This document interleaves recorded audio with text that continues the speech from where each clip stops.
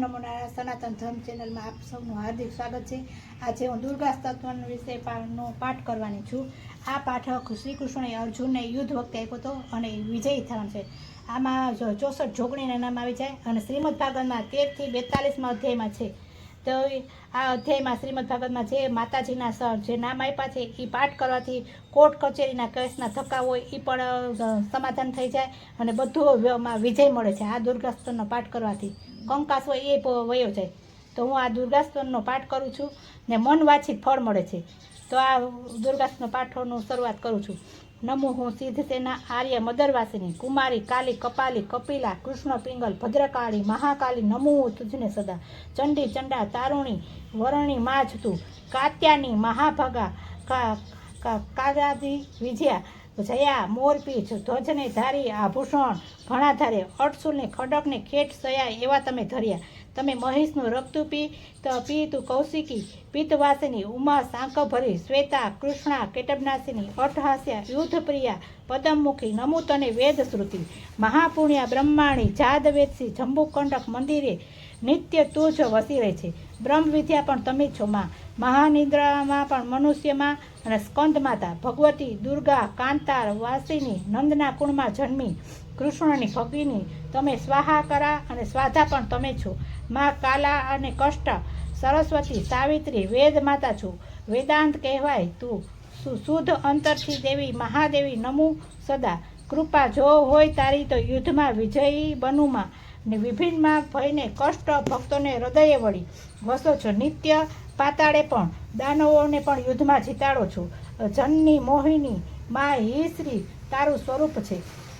સંધ્યા પ્રભવતી દેવી સાવિત્રી જનની તમે તૃષ્ટિ તમે પૃષ્ટિ તમે અને ધૃતિ પણ તમે સૂર્યનો તેજ અને ચંદ્રની સમૃદ્ધિ સિદ્ધ ચારણ જુએ તેને પ્રભાતે સ્ત્રોતનું પાઠ જે લોકો કરે સદા યક્ષ દૈત્ય પિશાચોના ભય અને તેને રહે નહીં તેના શત્રુઓ પણ નાશ થાય છે। સર્પોની દ્રષ્ટિ પણ ન રહે રાજ્યથી છૂટી ગયેલું રાજ્ય પણ પાછું મળે છે।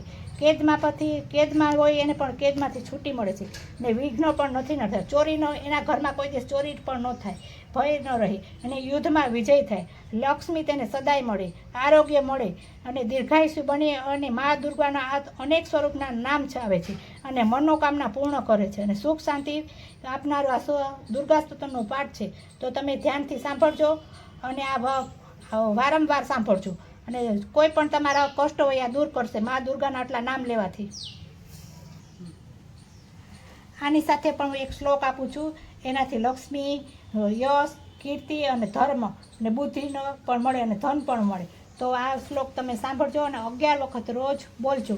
સ્થિરદાયી ધનદાયી બુદ્ધિદાયી નમો નમો યશોદાયી કીર્તિદાયી ધર્મદાયી નમો નમો સ્થિરદાયી ધનદાયી બુદ્ધિદાયી નમો નમો યશોદાયી કીર્તિદાયી ધર્મદાયી નમો નમો સ્થિરદાયી ધનદાયી બુદ્ધિદાયી નમો નમો યશોદાયી કીર્તિદાયી ધર્મદાયી નમો નમો સ્થિરદાયી ધનદાયી બુદ્ધિદાયી નમો નમો યશોદાયી કીર્તિદાયી ધર્મદાયી નમો નમો સ્થિરદાયી ધનદાયી બુદ્ધિદાયી નમો નમો યશોદાયી કીર્તિદાયી ધર્મદાયી નમો નમો સ્થિરદાયી ધનદાયી બુદ્ધિદાયી નમો